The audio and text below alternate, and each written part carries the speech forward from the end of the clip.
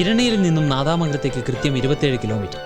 ഇടക്ക് നിർത്തിയതും മറ്റും കിഴിച്ച് 38 മിനിറ്റ് എടുത്തു നമ്മൾ ഇരണിയിൽ നിന്നും നാദാമംഗലത്തെത്താൻ. അന്ന് റോഡ് ഇതിനേക്കാൾ മോശം.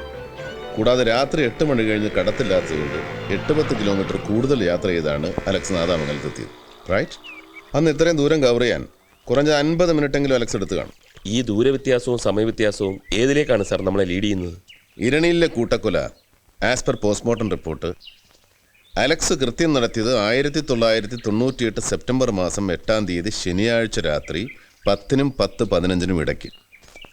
കൃത്യത്തിന് ശേഷം 10:15-ന് ഇരണിയിൽ നിന്ന് പുറപ്പെട്ട അലക്സ് മുമ്പ് പറഞ്ഞതുപോലെ 50 മിനിറ്റ് എടുത്തിട്ടുണ്ടെങ്കിൽ നാദാമംഗലത്തെത്തിയത് 11:05-ന്. മാണിക്കുഞ്ഞിൻ്റെ മരുമകൾ മോസി കൊല്ലപ്പെട്ടത് 11:15-നും 11:30-നും മധ്യേ, അവരുടെ പോസ്റ്റ്മോർട്ടം റിപ്പോർട്ട് പ്രകാരം. ആ മോസിയുടെ ആദ്യത്തെ റിപ്പോർട്ടിലും പിന്നീട് കിട്ടിയ ഡീറ്റെയിൽ റിപ്പോർട്ടിലും സമയം സെയിം. പക്ഷേ ആദ്യത്തെ പോസ്റ്റ്മോർട്ടം റിപ്പോർട്ട് പ്രകാരം മാണിക്കുഞ്ഞിൻ്റെ മരണസമയം 10:30. പിന്നീട് തിരുത്തി രണ്ടാമത്തെ പോസ്റ്റ്മോർട്ടം റിപ്പോർട്ടിൽ 11:15-നും 11:30-നും മധ്യ എന്ന് കാണിച്ചിട്ടുണ്ട്. ഈ വൈരുദ്ധ്യം അന്നേ ശ്രദ്ധയിൽപ്പെട്ടിരുന്നു. പോസ്റ്റ്മോർട്ടം ചെയ്ത ഡോക്ടർ അതൊരു ടെക്നിക്കൽ മിസ്റ്റേക്ക് ആണെന്നുള്ള എക്സ്പ്ലനേഷൻ തുടർന്ന് ഫയൽ ചെയ്തിരുന്നു. കൂടാതെ കേസിന്റെ സമയത്ത് കോടതിയിലും അവരത് വ്യക്തമാക്കിയിരുന്നു.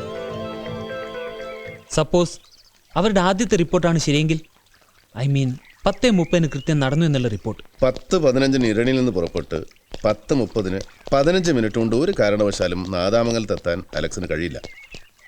പിന്നെ രണ്ടാമത്തെ റിപ്പോർട്ടിൽ പറയുന്ന സമയമാണ് ശരിയെങ്കിൽ ഒരു സംശയം വേണ്ട, അലക്സ് തന്നെയാണ് മാണിക്കുഞ്ഞിനെ. മറിച്ച് ഫസ്റ്റ് റിപ്പോർട്ടാണ് ശരിയെങ്കിൽ ദാറ്റ് ഈസ് 10:30 എന്നുള്ളത് പ്രശ്നമാണ്. ഇത്രയും വർഷങ്ങൾക്ക് ശേഷം അതൊക്കെ എങ്ങനെ? ബുദ്ധിമുട്ടാണ്. പിന്നെ അവൻ തന്നെ വഴി.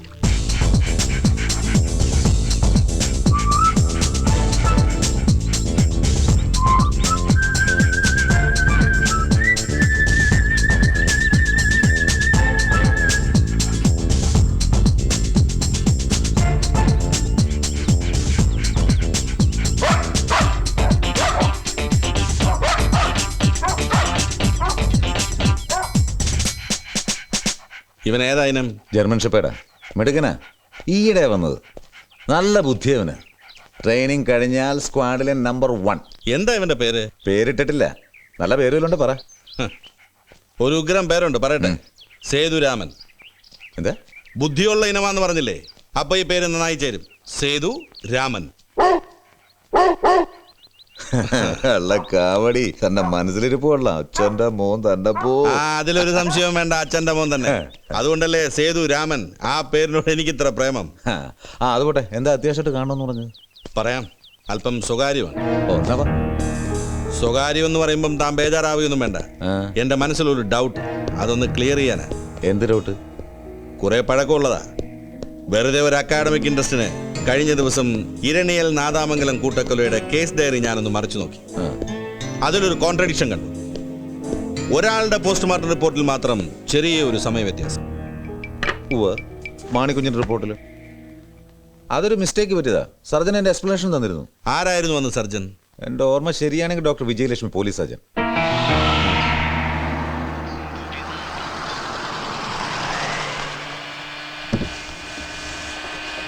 അതെ, ഡോക്ടർ വിജയലക്ഷ്മിയുടെ വീടേതാ? കേക്കാൻ വയ്യ. ഡോക്ടർ വിജയലക്ഷ്മിയുടെ വീടേതാ? പഴയ പോലീസ് സർജൻ. എന്താ പറഞ്ഞ? അത് ഓഫ് ചെയ്യും. ഈ doctor Vijayalakshmi. Doctor Vijayalakshmi talkies എവിടെയാണ്? ഡോക്ടർ വിജയലക്ഷ്മി ടാക്കീസോ? അങ്ങനെ ഒരു ടാക്കീസ് ഇവിടെ ഇല്ല. ഡോക്ടർ വിജയലക്ഷ്മി ടാക്കീസിൽ നിന്നോട് ആരാടാ പറഞ്ഞ ജോസേ? ഡോക്ടർ വിജയലക്ഷ്മി ടാക്കീസ് ഉണ്ട്. ഡോക്ടർ വിജയലക്ഷ്മിയുടെ വീടും ഞാൻ കാണിച്ചു തരാം, കേട്ടോ? ഇവിടെ നേരെ വടക്കോട്ട് പോയിട്ട് പിന്നെ അവിടെ നേരെ തെക്കോട്ട് വന്നാൽ മതി, കേട്ടോ? നീ ഒന്ന് പോലെ. ഡോക്ടർക്ക് ഭർത്താവില്ല, സത്യം. അവർക്ക് മക്കളുമില്ല, സത്യം. അവരുടെ പൂത്ത കാശുണ്ട്, എൻ്റെ അമ്മ സത്യമായിട്ടും. നമുക്ക് തട്ടിക്കളയാം. ഉള്ള സ്വർണവും പണ്ടോ എല്ലാം കൂടി അടിച്ചെടുക്കാൻ തനിക്ക് അറിയാവോ? അവിടെ എവിടെ പോണു? ഈ വണ്ടി എവിടെ നടാ പൊക്കിയത് കള്ള? എടാ ജോസേ, ഒരു ഫ്രൂട്ട് ജ്യൂസ് മതി. പൈസ പിന്നെ തരാം, അല്ലെങ്കിൽ വേണ്ട ഇപ്പൊ തരാം. ലോട്ടറി ടിക്കറ്റോ? ലോട്ടറി ടിക്കറ്റ് 50 ലക്ഷത്തിന് ഗുജറാത്ത് ലോട്ടറിയാ. ഈയിടെ ജോസെ, ഈ 50 ലക്ഷം അടിച്ചാലുണ്ടല്ലോ നിന്റെ ജ്യൂസ് പോകും. ഓസം കൊണ്ട് നടക്കുക, അടിച്ച് പീസായി കളഞ്ഞ. ഈ പോസ്റ്റ്മോർട്ടം റിപ്പോർട്ടിൽ കൺഫ്യൂഷന്റെ കാര്യമൊന്നുമില്ല. ഞാൻ കൊടുത്ത ആദ്യത്തെ report it was A technical mistake. പക്ഷേ അത് ബോധപൂർവമായിരുന്നില്ല. അപ്പോ രണ്ടാമത്തെ റിപ്പോർട്ടിൽ പറഞ്ഞിരിക്കുന്ന സമയമാണോ ശരി? അതെ, അതുതന്നെയാണ് ശരി. അതുകൊണ്ടാണ് പിന്നീട് സംശയം ഉണ്ടാകണ്ടെന്ന് കരുതി ഞാൻ തന്നെ എക്സ്പ്ലനേഷൻ കൊടുത്തത്. അതും ഈ ഫയലിലുണ്ടല്ലോ. ഉവ്വ. ഡോക്ടർക്ക് ഇരണിയിൽ ലോനപ്പന്റെ കുടുംബത്തെയോ നാദാമംഗലത്ത് മാണിക്കുഞ്ഞിന്റെ കുടുംബത്തെയോ നേരിട്ട് പരിചയമുണ്ടോ? ഒരു പരിചയമില്ല. അവരുടെ ഡെഡ് ബോഡീസ് പോസ്റ്റ്മോർട്ടം ചെയ്തു. ആ ഒരു ബന്ധമേ ഉള്ളൂ. ആ കേസൊക്കെ തീർന്നിട്ട് ഒരുപാട് കാലമായില്ലേ? ഇപ്പൊ എന്തിനാ ഇങ്ങനെയൊരു എൻക്വയറി? സോറി, ഇതൊരു എൻക്വയറി ഒന്നും അല്ല ഡോക്ടർ. CBIയുടെ പുതിയ റിക്രൂട്ട്മെന്റ് ബാച്ചിന്റെ ട്രെയിനിങ് ക്ലാസ്സിന് ഈ കേസ് ഒരു റെഫറൻസ് ആണ്. അപ്പോൾ അതിനുള്ള നോട്ട്സ് തയ്യാറാക്കുന്നതിനിടയിലാണ് ഈ വൈരുദ്ധ്യം എൻ്റെ കണ്ണിപ്പെട്ടത്. അതൊന്ന് നേരിട്ട് ക്ലാരിഫൈ ചെയ്യണമെന്ന് തോന്നി, അത്രേ ഉള്ളൂ. That's all. വരട്ടെ. ആ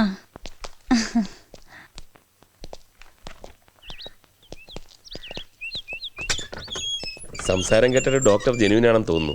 സാറിന് എന്ത് തോന്നി? വരട്ടെ, പറയാം. എൻ്റെ പോക്കറ്റ് ഡയറി മറന്നു തോന്നുന്നു. ആ വന്നിരുന്നു. ദേ ഇപ്പൊ പോയതേ ഉള്ളൂ. ഇല്ല, ഞാൻ നന്നായിട്ട് പ്രസന്റ് ചെയ്തത്.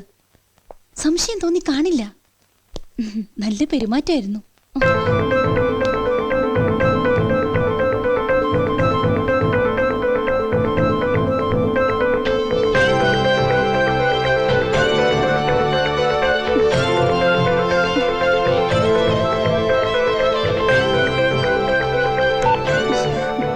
എന്താ സർ? ഞാൻ എൻ്റെ പോക്കറ്റ് ഡയറി ഇവിടെ വെച്ച് മറന്നുപോയി. അതൊന്ന് എടുത്തോട്ടെന്ന് ചോദിക്കാൻ വന്നതാ. Please. Thank you for everything. വരട്ടെ.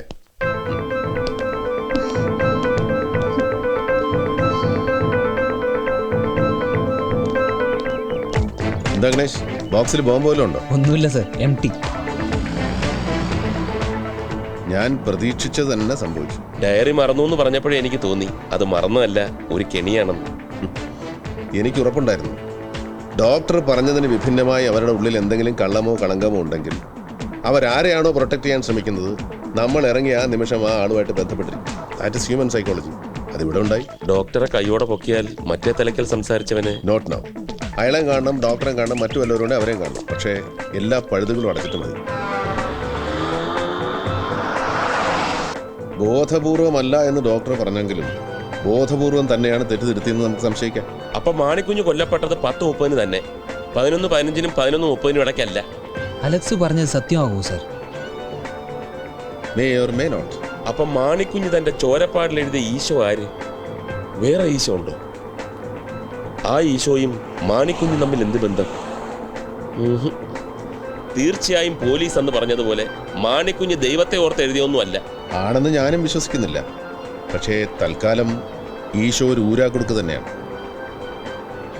സർ, കേട്ടിടത്തോളം ഈ മാണിക്കുഞ്ഞ് വലിയൊരു ഫൈനാൻസറാണ്.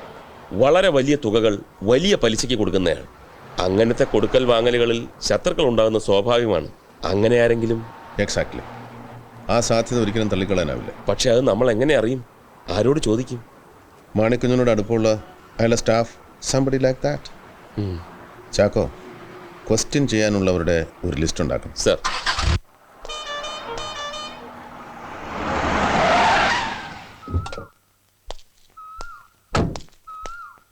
എടോ എത്തിയടോ വർക്ക്, അവരെത്തി. ആര്? സ്വാമിയും കൂട്ടരും CBI ഇവിടെ എത്തി. ഞാനും കേട്ടു. സത്യദാസന് ഔസേപ്പച്ചനെയാ പേടി. ദേ എന്നാ വന്നാലും വാ തുറക്കരുതെന്നാ പറഞ്ഞിരിക്കുന്നത്. അവനത് അവിടെ ഇരുന്ന് പറയാം. എനിക്കാണെങ്കിൽ ആ സ്വാമിയുടെ ഫോട്ടോ കണ്ടാ മതി, അപ്പം വയറിളകാൻ തുടങ്ങും. ഔസേപ്പച്ചൻ പേടിക്കണ്ട. വളരെ ബുദ്ധിമുട്ടി വീണ്ടും ഇങ്ങോട്ട് ട്രാൻസ്ഫർ വാങ്ങിയിട്ടുണ്ട് സത്യദാസ്. എന്തിനാ? ഓ, ഔസേപ്പച്ചൻ അത് ഇഷ്ടമാവില്ലെന്ന് അറിയാം. പക്ഷേ ഈ സമയത്ത് അവൻ ഇവിടെ ഉള്ളത് നമുക്കൊരു ബലവാ. അന്ന് ഞാൻ അവനെ എത്ര പണിപ്പെട്ടിട്ടാ ഇവിടുന്ന് ട്രാൻസ്ഫർ ചെയ്യിപ്പിച്ചതെന്ന് തനിക്കറിയാവോ? സഹിക്കാഞ്ഞിട്ട്. എടോ ദേ, എവന്റെ തന്ത ഉറക്കത്തിലെങ്കിലും പാവായിരുന്നു, മോനോ ഉറക്കത്തിലും പഴയാ. ദേ നോക്കിയേ, 2 കിങ്കരന്മാരുടെ ഇടയില് പാവപ്പെട്ട ഒരു ഔസേപ്പച്ചൻ. എവനെ സഹിക്കുന്നതിനും ഭേദം എന്റെ മരുമകൻ ജോണിക്കുട്ടിയുടെ കൂടെ ജയിലിൽ പോയി കിടക്കുന്നതാണ് നല്ലത്. അവനെ അറിയാഞ്ഞിട്ടല്ല, ചില സമയത്ത് വിഷവും മരുന്നാവും. ഓ, നമ്മൾ ഭയപ്പെടുന്ന വിഷയം കൂടാതെ ഞാൻ ഭയപ്പെടുന്ന മറ്റൊരു കാര്യം കൂടിയുണ്ട്. ഔസേപ്പച്ചന്റെ സുഹൃത്ത് നാരായണന്റെ മരണം കൊലപാതകമാണ്, അത് CBI കൊണ്ട് അന്വേഷിപ്പിക്കണമെന്ന് പറഞ്ഞ് ജനകീയ സമിതിക്കാര് പോസ്റ്ററും നോട്ടീസും ഒട്ടിച്ചത് മറന്നോ? CBI എത്തിയതിന്റെ ഉദ്ദേശം അതാണെങ്കിൽ ജനകീയ സമിതിക്കാർ തെണ്ടികള്. താനും സംശയിക്കുകയാണോ എന്നെ?